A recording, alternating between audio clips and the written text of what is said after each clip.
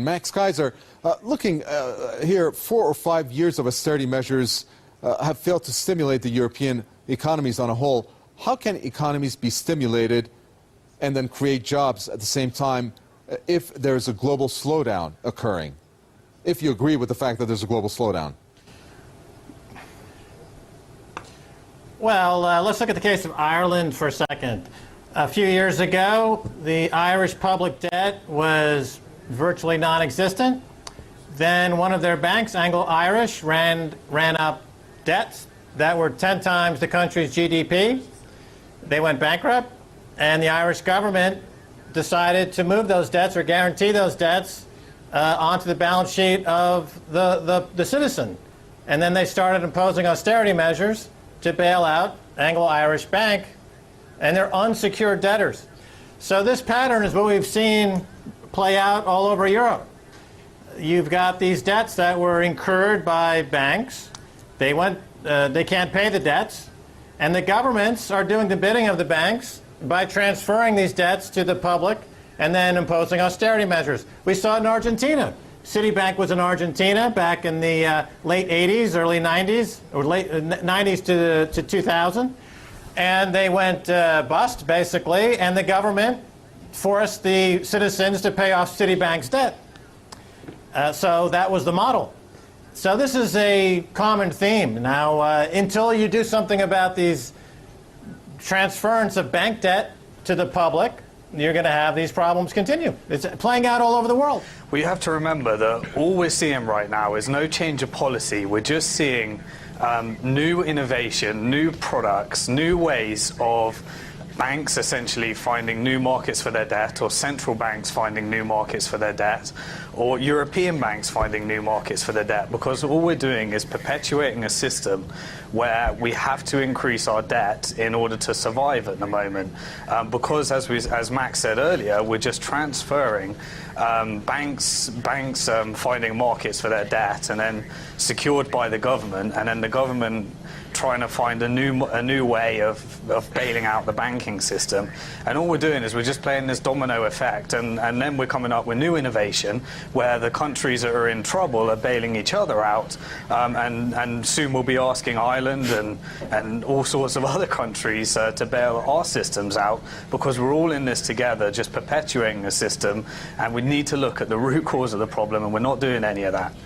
Well, to follow up on what was just said about finding new markets for debt, to fine-tune that a little bit, they're finding new ways and innovative ways for the banks to sell debt back and forth to each other without having to increase their reserve requirement in any way, in fact, reduce their reserve requirement.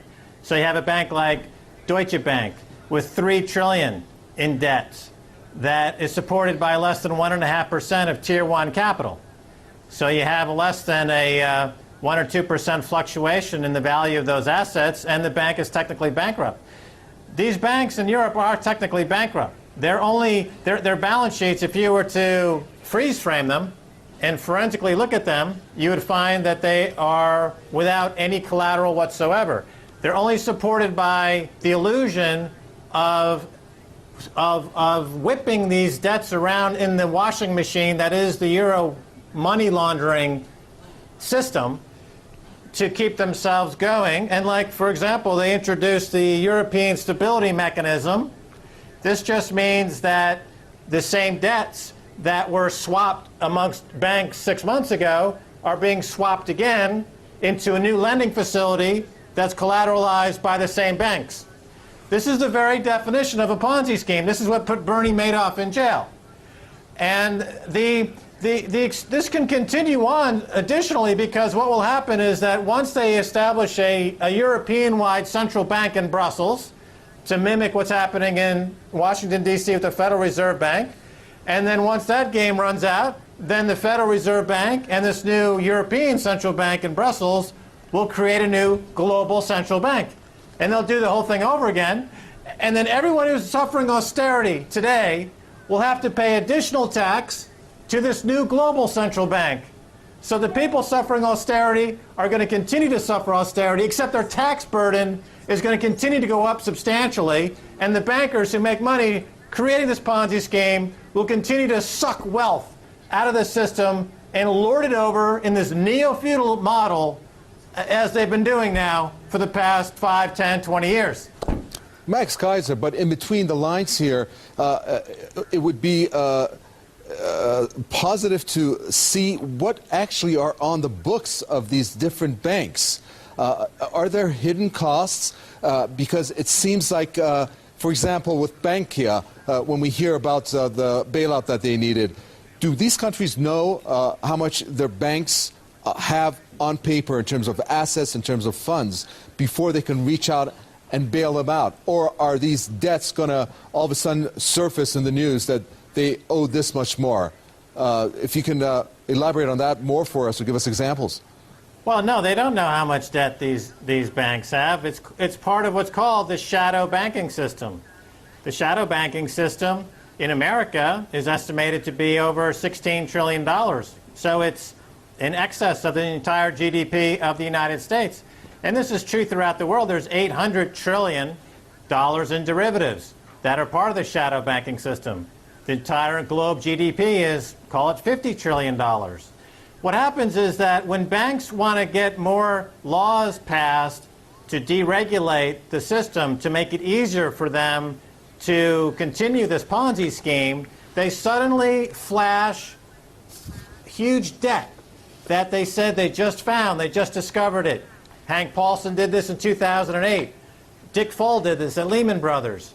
The Troika did this when they were talking about Greece. They have trillions of dollars worth of debt that they can use as a scare tactic to get the citizens and the government to sign off, as was the memo of understanding with Greece, with the Troika. And then when they sign it off, they suddenly say, okay, well, this new lending facility is going to take care of this debt. We're going to lower interest rates again towards 0%. Of course, so the debt service is down to as low as it possibly can be. But I want to follow up on a point of Simon Dixon about the nature of money itself. Most people assume that a bank takes in a deposit and then they loan that deposit out, and this creates liquidity in the system. That's false. In today's banking system, banks first lend money into existence. That's where money comes from. It's loaned into existence as debt. A small fraction of that ends up on another bank's balance sheet that they then call collateral. But it's just debt. There is no hard collateral. That's why at this time around the world, there's a mad scramble to try to reclassify gold as a Tier 1 asset, because that's the only unimpingible collateral that you can have at this point to solve the fact that none of these banks have any collateral that's worth anything in a resale market. They are all technically bankrupt. And this is what they discovered in Iceland, which is why they had to let the three banks, the major banks, collapse. The currency collapsed, the economy collapsed. But now they're growing again because they went through that moment. They realized that they had this huge problem.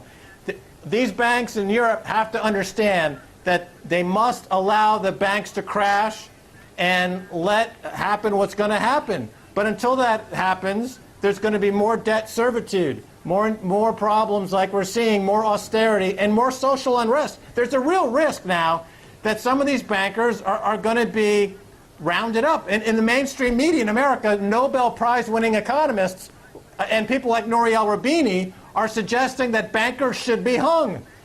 You know, I said that on this show 3 years ago, and people thought I was being, exaggerating. But now Nouriel Roubini is calling for bankers to be hung. So this is a